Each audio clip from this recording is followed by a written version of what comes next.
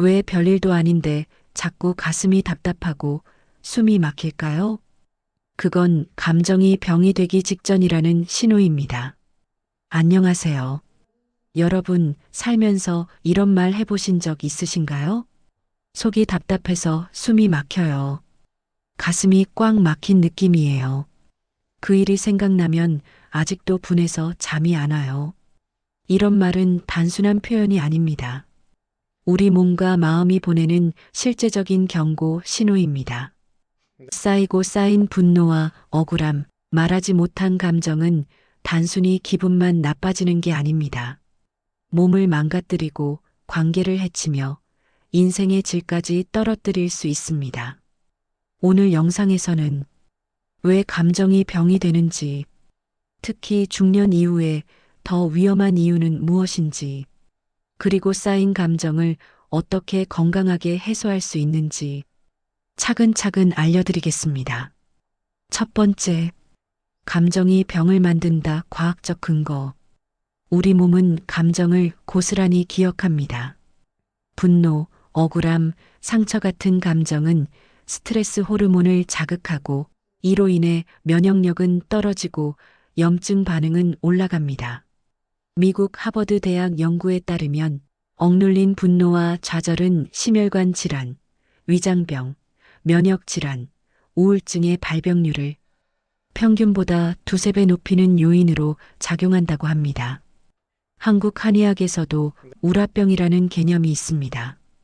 가슴에 쌓인 화가 원인이 되어 답답함, 가슴 통증, 두통, 소화불량 등 다양한 증상을 일으키는 것이죠.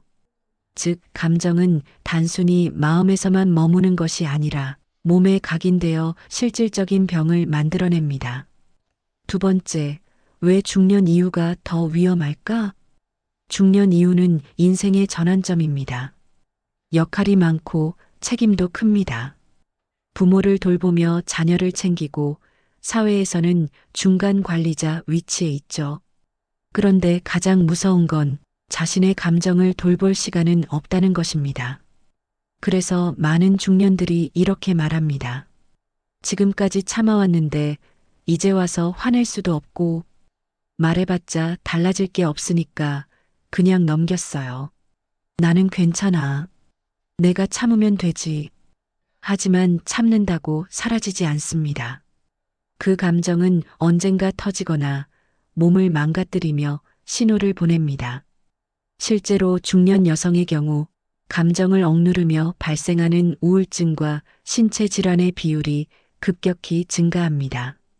남성의 경우에도 화를 밖으로 표현하지 못하고 내부로 삭힐 경우 고혈압, 심장질환, 음주흡연 증가로 이어지기 쉽습니다. 세 번째, 감정을 해소하지 않으면 생기는 문제들. 감정을 억누르면 생기는 대표적인 결과는 우울증, 만성피로, 만성통증, 소화장애, 대인관계 단절 등입니다.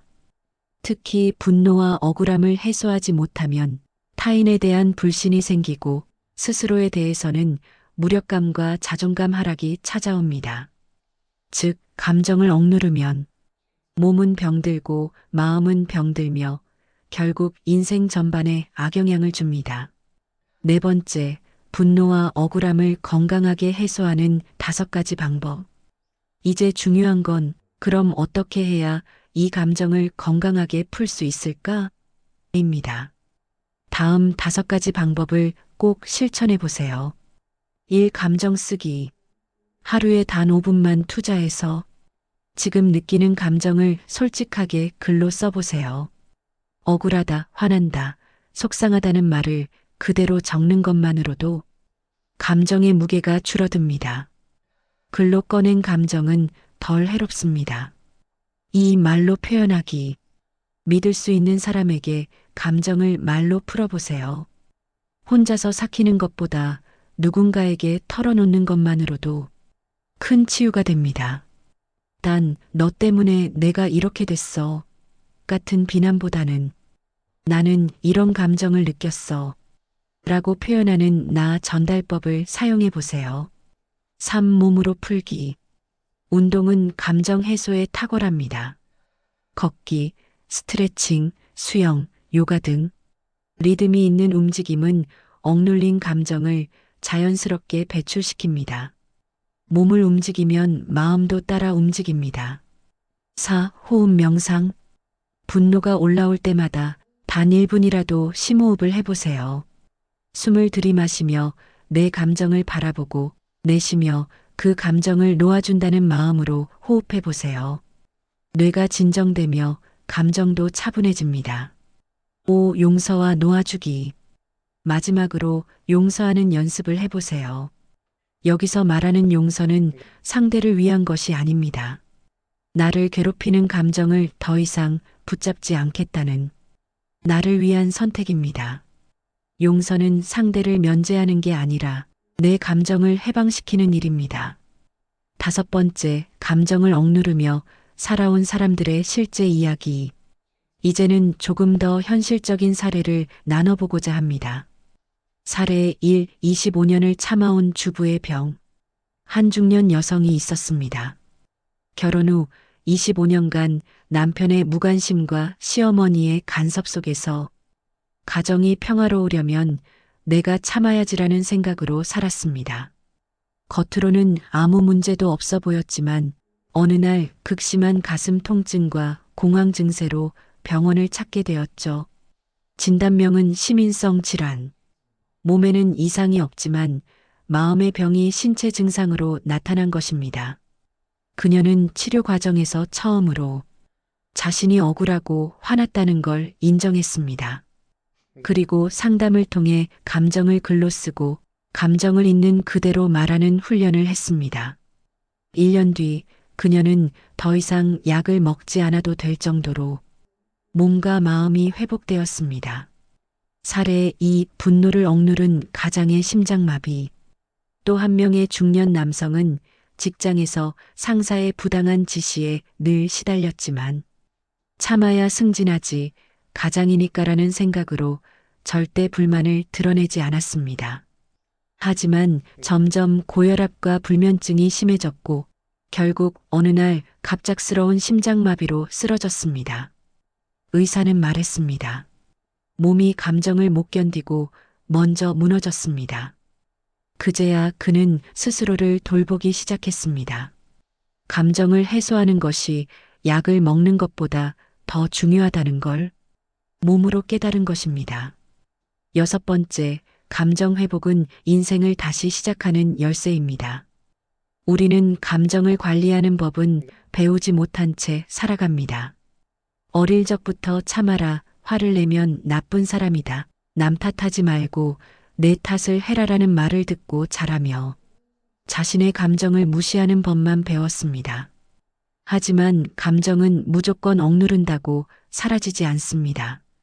표현되지 않은 감정은 다른 방식으로 튀어나옵니다. 병으로, 말투로, 표정으로, 혹은 무기력함으로.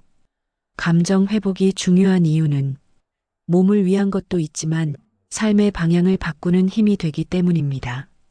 감정을 건강하게 해소하면 나 자신을 이해하게 되고 관계가 회복되며 삶의 선택이 명확해집니다. 내가 무엇을 원하고 무엇을 그만해야 하는지 스스로 알 수 있게 됩니다. 7번째, 내 안의 감정과 대화하는 연습. 이제 여러분께 드리고 싶은 작은 실천 팁 하나 있습니다. 하루에 단 3분 감정과 대화하는 시간을 가져보세요. 질문은 단순합니다. 지금 나는 어떤 감정을 느끼고 있지? 이 감정은 어디서 왔을까? 나는 내 감정을 있는 그대로 받아들이고 있을까? 그 감정이 분노이든 억울함이든 부끄러움이든 슬픔이든 괜찮습니다. 그 감정은 여러분이 살아있다는 증거입니다. 감정은 판단할 대상이 아닙니다. 그저 느끼고 흘려보내야 할 자연스러운 흐름입니다. 그 흐름을 막으면 병이 되지만 그 흐름을 받아들이면 치유가 됩니다. 마무리하며 감정은 나의 신호입니다. 분노, 억울함, 슬픔, 이 모든 감정은 나쁜 것이 아닙니다. 단지 우리가 너무 오랫동안 그 감정에 귀를 기울이지 않고 살아온 것 뿐입니다. 감정은 병이 아닙니다. 하지만 무시하면 병이 됩니다. 오늘부터는 내 마음이 보내는 신호에 조금 더 귀 기울여 주세요. 그리고 그 감정을 건강하게 표현하고 흘려보내는 연습을 해보세요. 마음이 가벼워지면 몸도 더 건강해지고 인생도 훨씬 더 자유로워집니다. 감정을 돌보는 것이야말로 진짜 자기 돌봄입니다. 오늘 영상이 여러분의 마음에 작은 위로와 용기가 되었길 바랍니다. 감사합니다.